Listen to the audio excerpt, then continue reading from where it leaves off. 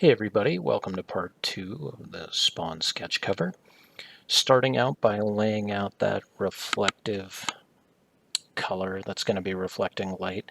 Now normally I tend to use two different colors, especially if I'm using them on different surfaces. So the cape and his suit plus his face all get the same color for reflective light.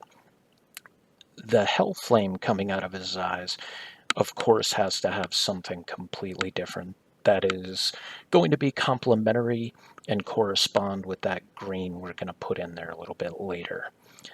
I'm pretty sure I use 3 different reds, laying down a base tone, laying down your darks, and then I go back and I'm pretty sure I put in a 3rd red.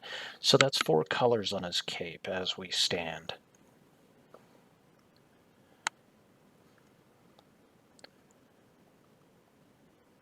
Paying attention to the detail on this was really important because of all the small little pieces, all the extra little, I guess you'd call them Kirby crackle in the hell flame coming out of his eyes and onto his cape.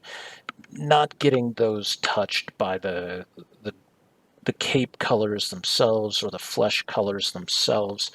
If you were doing this digitally, yeah, you'd want to add some of that detail underneath in order to give it some dimensionality.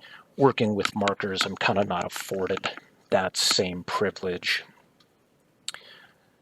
So the pause there was because I didn't have all of my colors planned out. Thankfully for time lapse, you only waited a few seconds versus I have no idea how long it took me to find those colors. Again, laying down some base tones, giving some space for the highlights that we had already put in there, adding some more details because you can never have too many details on a face like that.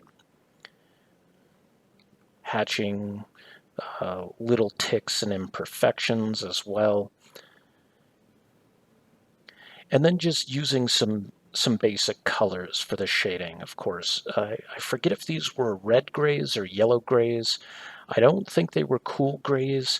Some people have strategies where they tell you, use the opposite of what you're trying to portray. So if you're looking at something being hot, use cool colors and then pop it with the hot color and vice versa. I can't tell you what I was thinking at that time other than adding those details to them.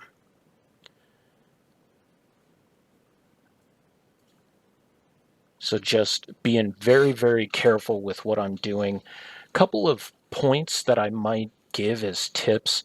Always make sure you have some clean scratch paper close by and like a paper towel that's clean close by so that you can make sure to clean your tools.